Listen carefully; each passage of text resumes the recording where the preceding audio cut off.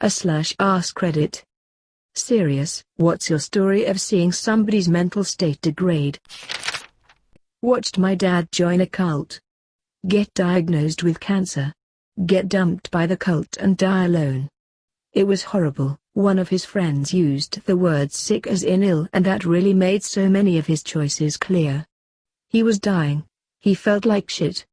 He didn't want to get medical care. He became mentally unstable and ended up pushing everyone away over 9 years. He got his wish. He died alone. My mom has a brain tumor since I was barely able to make my own memories. It's so deep in the brain that it can't be removed. I witnessed firsthand the devastation of what failed surgeries can do. Although the tumor is benign, it presses her brain and it creates a liquid that affects other areas, causing epilepsy and other side effects. She's basically a toddler now that although she can, sometimes, remember me, she can't take care of herself at all. She degraded over the years, but I don't have memories of a healthy and capable mother. My early memories involve visiting her in the hospital. Edit. Thanks for all the support and the awards, guys. This happened when I was really young, so while objectively it's sad, I'm not grieving. It was just a reality I had to grow up with. There was other stuff going on in my family, so I never grew attached to my biological mother. She's now in good care in an institution of sorts with therapists and doctors. I watched a friend get overtaken by his first bipolar episode in about 3 weeks. He started smoking a lot more weed than he had before. He was on Snapchat and social media non-stop. He started drinking heavily as well, and barely sleeping. He totaled his Jeep and got a DUI. He went to his job and told his boss to fuck off, among other things.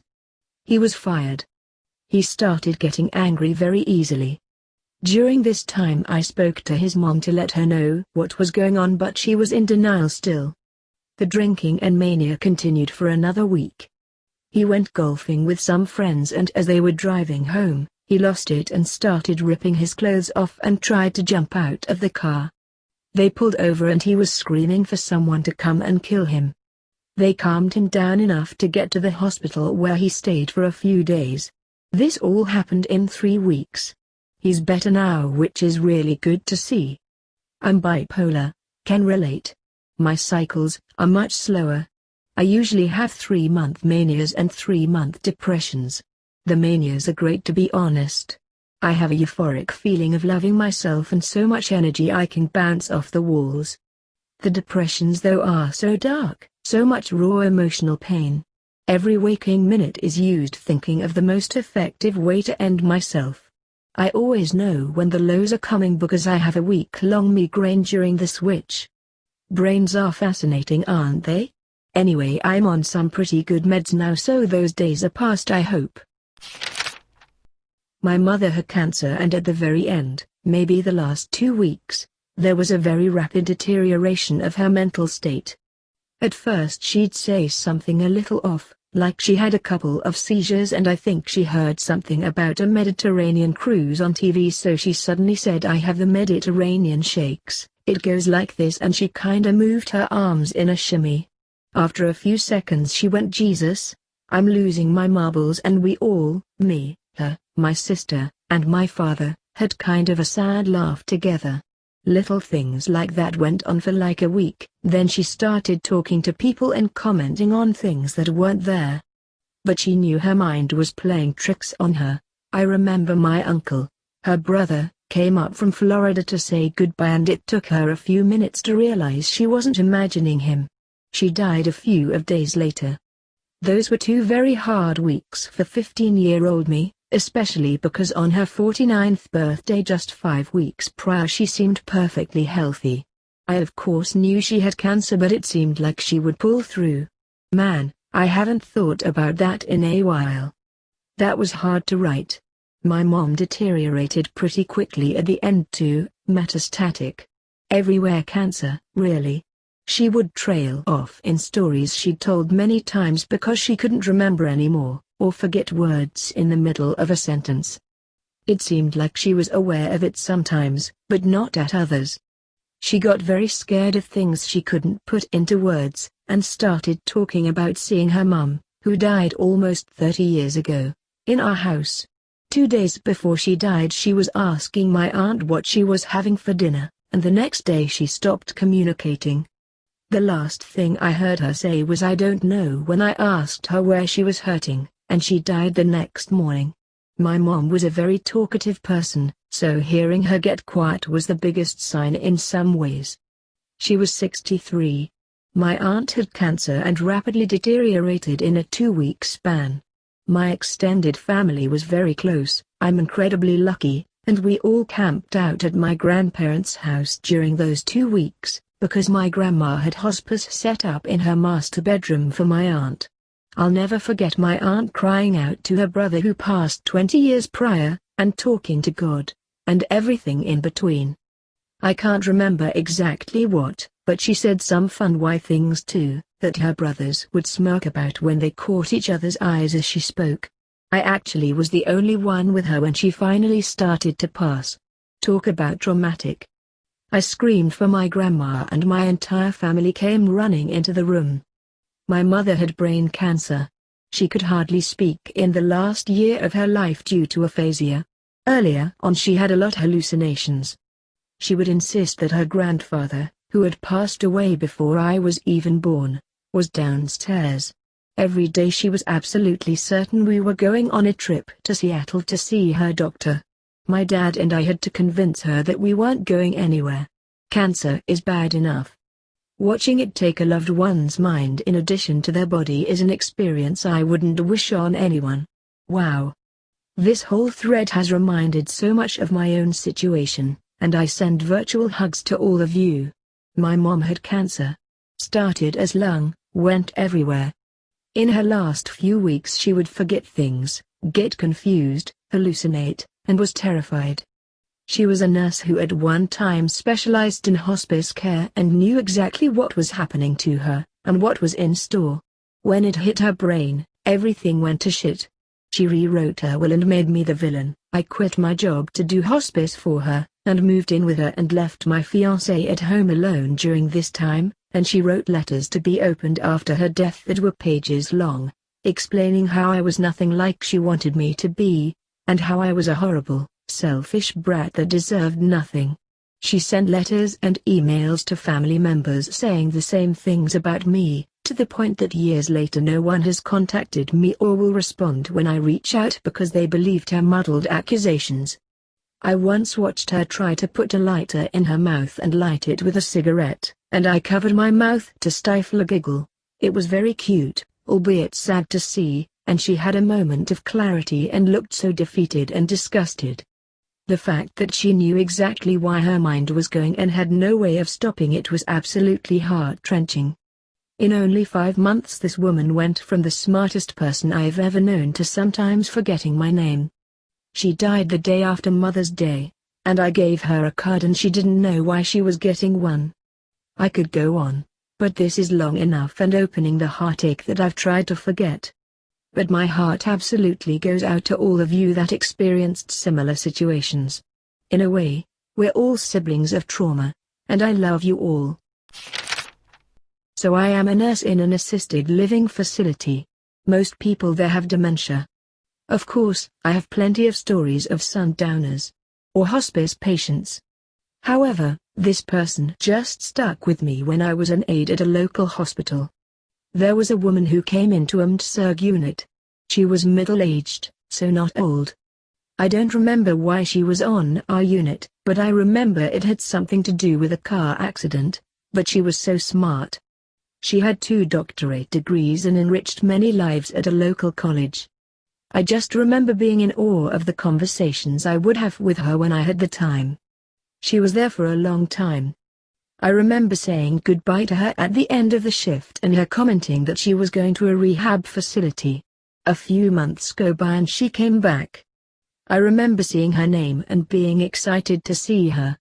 When I went to her room she didn't recognize me, which wasn't too odd. Sometimes our regulars didn't recognize me. However, she didn't even know how to use the remote for the TV. She could still for the most part take care of herself with minimal help, But something was off. I told the nurse who had taken care of her the previous night about the status condition change, but the nurse didn't do anything. The next times I had her, I just watched her decline. Become incontinent, unable to care for herself, mood swings, all of those. It was the saddest thing I had ever seen at that point in NY career. She ended up passing in the hospital. I will never forget the intelligent, strong woman I had met just months ago become almost a shell and non-verbal so quickly. I never saw a visitor there even once. Grandma, she had Alzheimer and dementia. She started losing her memory slowly over time. Then one day she fell and broke her hip. Being bedridden accelerated her illnesses, and within a couple of months she was just laying there and staring at the roof, barely speaking, and all she says is nonsense. She doesn't recognize anyone, not even her children. It's like she's not there anymore and all that's left is her body.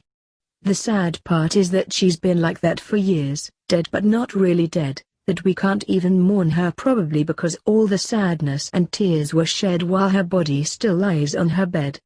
I remember that. For my grandmother it wasn't the hip, it was the flu. She got pneumonia and the next 3 years were skimming death and Alzheimer's. I still remember her last moments. She was a smoker, and her doc was sure she had cancer. Wasn't worth testing though. Her one good kidney was failing again, the pneumonia came back. She fell a bit beforehand, so her body was still recoiling from that, and the Alzheimer's accelerated. The lung cancer was just another line on the medical clipboard. I was there when she got her last rites. My father and I squeezed her hand and we got a call at 10 p.m. that night that she died. It's brutal seeing your family as a husk. There's no words to express the pain, but I hope you and your family know it's okay to feel that pain. Bless her heart, and I hope that she passes soon. There's no prison worse than a broken body and mind. My cousin has schizophrenia. When I was a kid I remember him being completely normal, then he joined the Navy and apparently got bullied a ton. When he came back he was 100% different. He would just stare into nothingness. He didn't say anything. Sometimes he'd laugh, but he wouldn't smile while doing it, and it'd be so dry and robotic. Hey, hey, hey. He totally broke down. My fiancé's mom passed a few years ago from Creutzfeldt-Jakob disease, CJD for short. CJD is most commonly called mad cow disease, even though they aren't the same. CJD only happens to humans and mad cow is bovine. CJD is when these proteins in your brain called prions go crazy and start to fold and basically turns your brain into Swiss cheese. There is no cure and it is very rare. Only a few hundred cases a year. She was perfectly healthy except for being diabetic, but she had 0 complications with her diabetes. Then out of nowhere she started having problems remembering things and then starting having mood swings. She went to the doctor but they couldn't figure out what it was. It wasn't until a month or so later that a specialist diagnosed her with CJD. She went from being completely healthy to not being able to move her arms, legs, control voluntary and involuntary functions, and then death in 8 months. It was extremely hard on my fiancée to see her mom lose everything that made her who she was. Her own mother and father had to see her deteriorate as well. I was just awful for the whole family. When we came back from my deployment, I literally watched my then husband become a shell of the person he previously was. Prior to the deployment he was so light, optimistic, and social. He slowly transitioned into a man afraid to leave home and eventually began to use substances and was finally released from duty because of it. We still remain friends after all these years, but he's still only a ghost of the person he was before. My group of friends witnessed 2 friends go through paranoid schizophrenic breakdowns, one after the other, in the space of 2 years. The second one was my roommate. It happened very suddenly. He just woke up one day and decided that we were all lying to him all the time, and acted with the hostility and contempt that you would expect from someone who thought those things. He did erratic stuff like smashing all his belongings with a baseball bat in the driveway and piling all his socks on the kitchen floor. He eventually went back to his parents' house, which was a relief. From what I have heard, he never really got the help he needed. My friend's brother is starting to show signs of schizophrenia. Or maybe bipolar disorder. He was such a nice kid, but now he's hyper-paranoid, including accusing his mother of trying to poison him. He's fallen in with some New Age Christian cult and has become fanatical. His mood swings wildly and he makes massive decisions at the drop of the hat, such as moving across the country without telling anyone, not even his father whom he lived with at the time. Just packed a suitcase and left. He believes COVID is a hoax created by the Jews, even though he was raised by a Jewish woman. It's just heartbreaking. He's clearly so ill but nothing can be done because he doesn't pose a threat to anyone. Yet. But I'm terrified for their mum, who he's living with now, because he got mean when he accused her of poisoning him. I don't know how long it's going to be before he concocts something else to blame on her and actually ends up attacking her. My grandmother was very ill for many years with almost no immune system. Minor cuts and scrapes would get infected and run rampant. Every now and then the infection would make its way to her brain. It would usually start slowly and progress to hallucinations. Commonly she would see mice or cockroaches. One time she believed fully that she had hair lice, and would get her husband to check and comb her hair to the point it would start falling out. Eventually she'd have no idea of the date or even the year, sometimes believing it was as early as the 40s, the same year she was born. She then began to forget how old people were and at its worst, who they were. All this time she believed she was fine and refused to go to the hospital. Even after all that, the hardest was the vitriolic hateful things she would say to you and everyone else when the ambulances were called because she could barely stay conscious. These infections happened 4 or 5 times, maybe more. And every time the doctors would tell us that she wouldn't make it, and she did every time. She passed away in 2017. My dad started declining shortly after he received an intense treatment for liver issues from a life of hard drug use and alcoholism. The treatment was successful and he was very healthy, all things considered. But he took the success of the treatment as a sort of permission to continue drinking to excess. He and my mom divorced because of his alcoholism. After they divorced he was diagnosed with wet brain, which is basically alcohol-induced dementia. He was forced to retire from his job early and began thinking there was a conspiracy between his doctors, my mum and his former employer to ruin his life. He became angry and his overall cognitive condition continued to decline. It was clear he was not doing well, and after further tests it was determined the prior diagnosis was incorrect and he had early onset Alzheimer's. What followed was horrific. He continued to believe there was a conspiracy and he wasn't sick. He refused to admit anything was wrong even when he began forgetting what my relationship to him was. He knew my name and my face and my husband, but he forgot he was my dad.